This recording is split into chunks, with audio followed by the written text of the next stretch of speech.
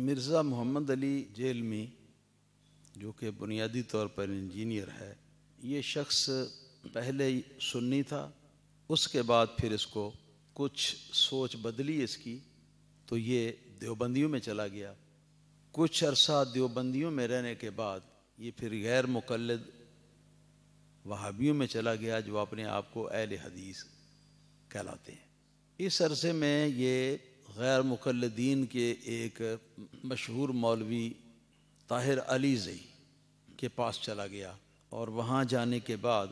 پھر آہستہ آہستہ آہستہ آہستہ اس نے مکمل طور پر جتنے بھی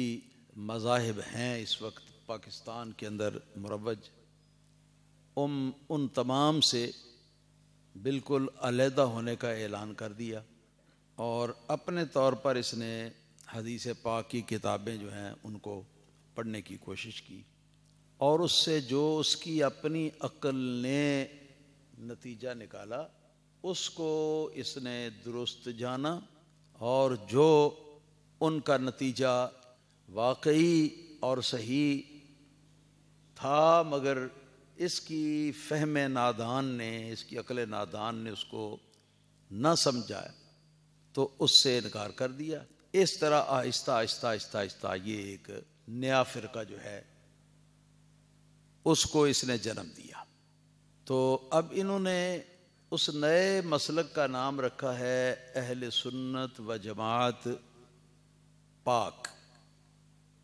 اہل سنت و جماعت پاک، پاک کا لفظ اس کے ساتھ لگایا ہے۔ تو یہ نہ سنی ہے، نہ دیوبندی ہے، نہ یہ اہل حدیث ہے، بلکہ اپنی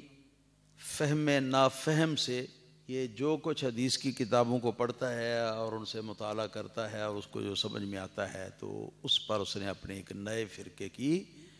بنیاد جو ہے وہ ڈال دی ہے۔ چرچرا اور چالاک ہے، ذہین بھی ضرور ہے، مگر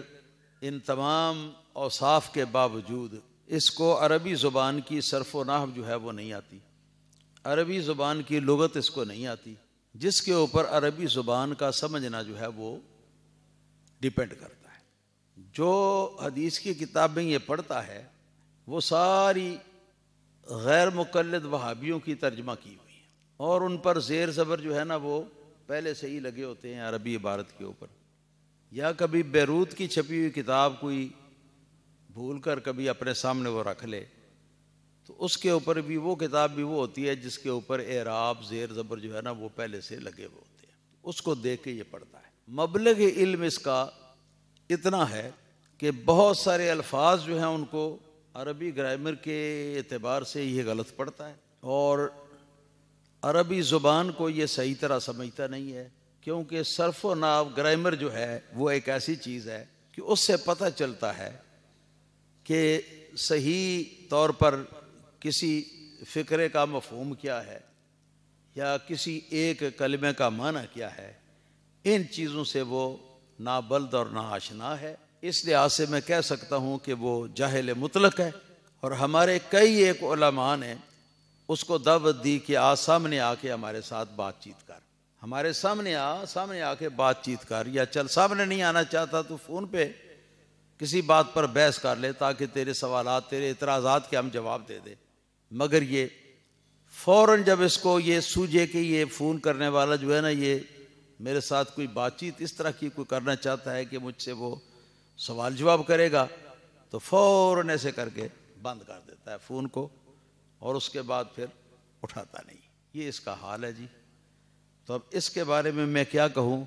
یہی ہے کہ جہل مرکب کا یہ جو ہے یہ مجموعہ ہے۔ دعا کرتا ہوں کہ اللہ پاک اس کو ہدایت دے، اللہ پاک اس کو چشم بصیرت دے، اور جس گمراہی کے اندر یہ داخل ہو چکا ہے اور یہ سمجھتا ہے ہم چما ڈنگرے نیست ہیں جی، تو اللہ تعالیٰ اس سے بھی اس کو نکالے۔ ہم تو دعا ہی کر سکتے ہیں، یعنی یہ سمجھ لیں کہ موجودہ تمام فرقوں سے بالکل ہٹ کر تو اس نے 1.5 اینٹ کی ایک